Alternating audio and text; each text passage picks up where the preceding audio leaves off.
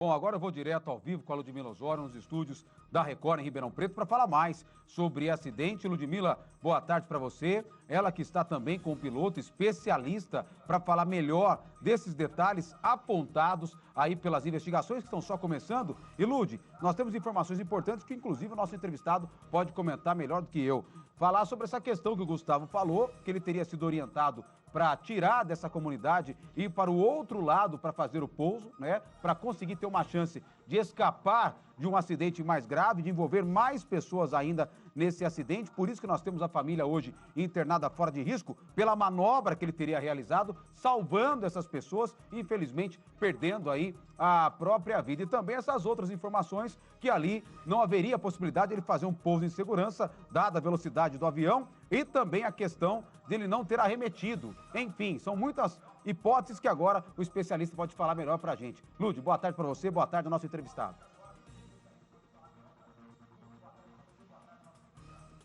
Oi, Valentim, boa tarde a você, boa tarde a todos que acompanham o Balanço Geral. O tamanho da pista é a grande discussão do momento. A pista do aeroporto de Ubatuba tem 940 metros de comprimento, mas não era toda a extensão que poderia ser usada. E quem vai explicar melhor para a gente isso é o instrutor de voo, Ricardo Domingues. A pista é curta de Ubatuba? Primeiramente, boa tarde a todos. O que nós vamos falar agora aqui são baseados nos fatos que nós temos neste momento, né? Então, depois da investigação oficial do CENIPA, teremos todas as informações oficiais. Bom, primeiramente, a tua pergunta em relação à pista. Ali de fato, a pista ela tem 940 metros, porém, existe uma cabeceira deslocada. O que é isso? Em uma parte da pista, não é possível utilizá-la para o pouso, ou seja, o comandante ali ele já perdeu um comprimento para o toque da aeronave, para depois poder desacelerar e parar a aeronave. Então, de 940, reduzindo o comprimento que não podemos utilizar, ficou sobrando ali 560 metros. Como foi falado, né, no vídeo que já foi transmitido, segundo o manual da aeronave, não haveria comprimento suficiente para o comandante tocar a pista, desacelerar e parar a aeronave. Isso nós estamos falando com referência ao comprimento da pista. Então essa aeronave não poderia pousar ali na pista de Ubatuba? Teoricamente, pelo que nós estamos agora olhando as informações, confrontando manual de aeronave, comprimento de pista, teoricamente talvez não. Mas isso só vai ser respondido mediante as investigações do CENIPA. Por que o comandante foi até aquele aeródromo e tentou pousar naquele aeródromo? E por que ele era um comandante muito experiente, né? Então, vão ser perguntas que nós só conseguiríamos responder mais à frente. Ricardo, cada piloto adequa seu voo às restrições impostas pelo local? Exatamente. Todo comandante, antes de qualquer voo, nós precisamos fazer o planejamento de voo de forma correta. O que é isso? Desde a aeronave que nós estamos voando, onde nós estudamos o manual de operações da aeronave, onde nós sabemos ali qual é a distância que nós precisamos para decolar, qual é a distância que nós precisamos para pousar.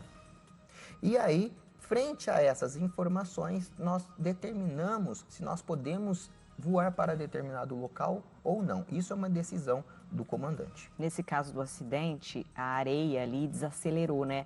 É como uma caixa de brita da Fórmula 1. Exatamente. Nós podemos comparar, né, com uma caixa de brita da Fórmula 1, onde ali houve depois, né, que houve a excursão de pista, a aeronave varou a pista, a areia, ela serviu como uma caixa de brita. E a água também, né? Então desacelerou a aeronave e ela parou ali sem maiores consequências. O impacto foi maior para o piloto por conta que ele estava na frente. Com certeza. O comandante, ele sempre vai sofrer o maior impacto de um acidente aeronáutico porque nós estamos ali à frente, né? Como em um carro. Nós estamos ali pilotando à frente. Então, com certeza, ele sofreu esse maior impacto. A gente acompanhou a entrada ao vivo do repórter Gustavo Batista, que falou sobre essa informação, né, de que ele teria desviado. É muito prematuro para dizer isso. O piloto tem tempo para pensar, é tudo muito rápido, né, Ricardo? Olha, agora eu vou dar uma opinião pessoal, porque novamente tudo nós vamos saber depois das investigações oficiais. Mas acontece tudo muito rápido. Então, será que deu tempo dele pensar nisso? Ele era um piloto muito experiente. Então, acreditamos que sim, que seja possível, mas não podemos afirmar. Como é que serão as investigações agora? O órgão responsável oficial pelas investigações é o CENIPA. Então, agora o CENIPA, ele faz a investigação aeronáutica não para encontrar culpados, mas ele faz a investigação aeronáutica para entender o que causou o acidente e, posteriormente, fazer as recomendações para que não hajam outros acidentes parecidos com este. Então, ele vai analisar condições meteorológicas, por que o comandante foi para lá, ele vai analisar velocidade, altitude, a pista estava molhada, né? Então estava contaminada. Ele vai levantar todos os dados. Somente depois do relatório final nós podemos afirmar o que de fato aconteceu. Antes disso, tudo o que eu disser ou que qualquer outro especialista disser serão, podemos dizer, hipóteses.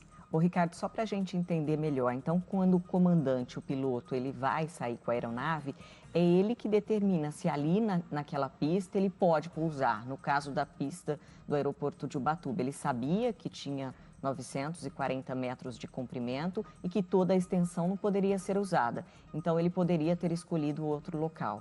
Exatamente. Como ele era um comandante muito experiente, é bem provável que ele fez o planejamento de voo dele. E quando nós fazemos o nosso planejamento de voo, nós estudamos de onde nós estamos saindo, estudamos toda a nossa rota e estudamos onde nós vamos pousar. E lá, no aeroporto onde nós vamos pousar, nós temos todas as informações de comprimento de pista, se tem o deslocamento de cabeceira ou não, a largura da pista, se ela é asfaltada ou não, se tem abastecimento ou não. Então, com certeza, ele deve ter analisado essas características. Agora, a grande pergunta é por que ele foi para lá, né?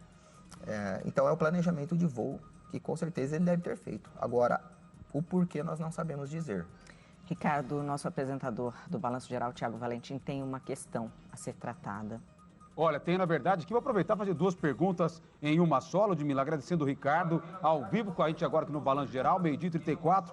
Ricardo, a questão é o seguinte, né, Ludmila? A primeira pergunta que muita gente se fez, por que o piloto não arremeteu? Ele teria essa possibilidade de, no momento que ele estava ali no trecho final da pista, na velocidade que ele estava, ter pensado na alternativa de tentar levantar mais uma vez voo com a aeronave? Essa é uma pergunta. E a segunda é para falar sobre as condições que o avião foi retirado com a fuselagem muito preservada. Houve uma explosão muito forte, mas a fuselagem ela está muito preservada. Isso chama atenção, inclusive no local onde o piloto estava. Ela ficou dessa forma devido a essa manobra que ele fez no momento dessa aterrissagem? Dessa forma, devido a essa manobra que ele fez no momento dessa aterrissagem?